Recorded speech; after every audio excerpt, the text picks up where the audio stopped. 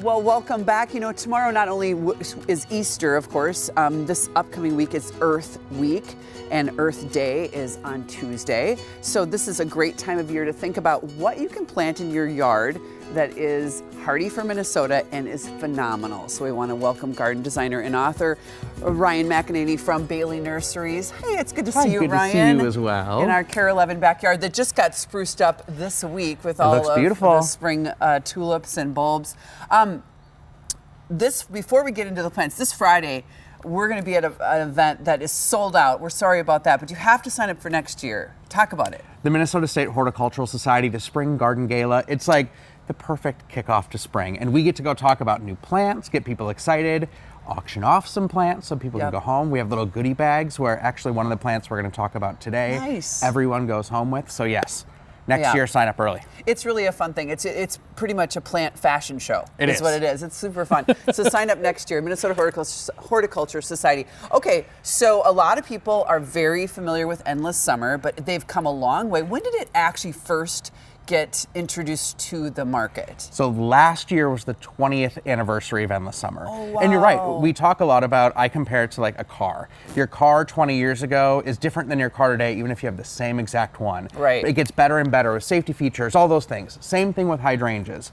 So this is the newest one. This is called Popstar, and it's a wonderful plant, especially for Minnesota. One of the things that we've really focused on is being able to have plants that are hardy for zone 4, now zone 5, depending on where you live, and can bloom faster. So even if it dies back or even if the buds get killed in winter, that rebloom happens sooner. So you're not waiting till August or September for flowers, it can happen earlier. Wow, and that color is just phenomenal. It's so great, and Popstar stays a little more compact, so it's great in the landscape, great in a deco pot. You can amend the soil so it has that beautiful, like bright electric blue, or it'll be a really bright pink naturally in our soil here. Okay, so one or the other. Yep. Let's go down here on the one right here.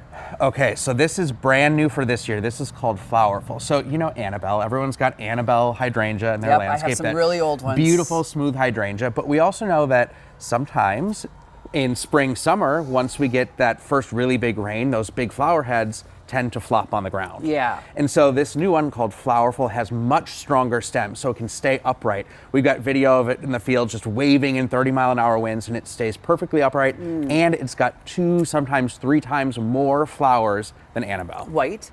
White, beautiful big white flower heads. Okay, and the name again?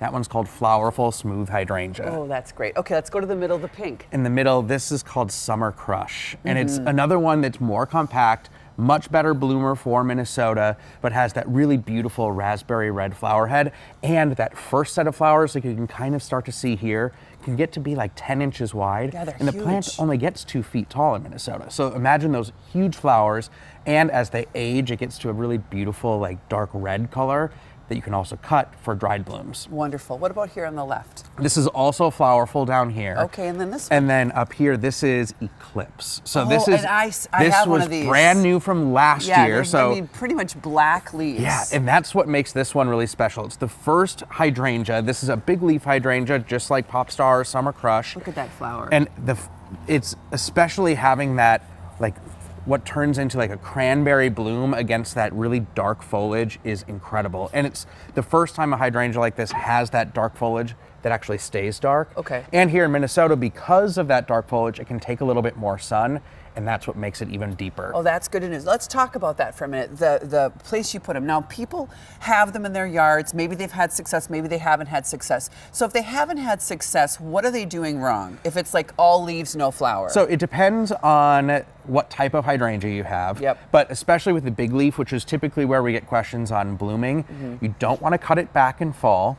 You don't want to cut it back in spring. Wait till at least Mother's Day because it's slower to wake up. Wait till you see that green starting to come all the way up the stem, then only cut off what didn't survive. Make sure it gets at least 6 hours of morning sun. Something like Eclipse can take a little bit more of that afternoon sun in Minnesota, and then give it a little food. Give it some fertilizer, a shot in spring. It's like a cup of coffee helping it wake up. And then once again, around July 4th for a little bit of that late season rebloom. And don't water it too much because they don't need it. So people say hydra, that's where the name came from, so you douse it in water. It really doesn't need it, and that actually pushes oxygen, nutrients out of the soil.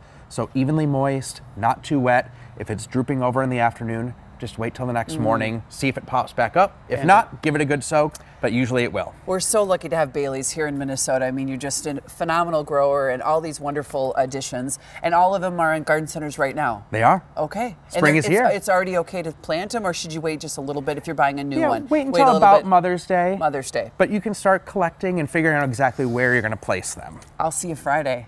We're going Can't to have wait. so much fun. We have a sellout crowd. It's going to be a lot. And Ryan has a phenomenal book. The book is called Field Guide to Outside Style. And we have details on how to get that book on care11.com. And we'll be right back.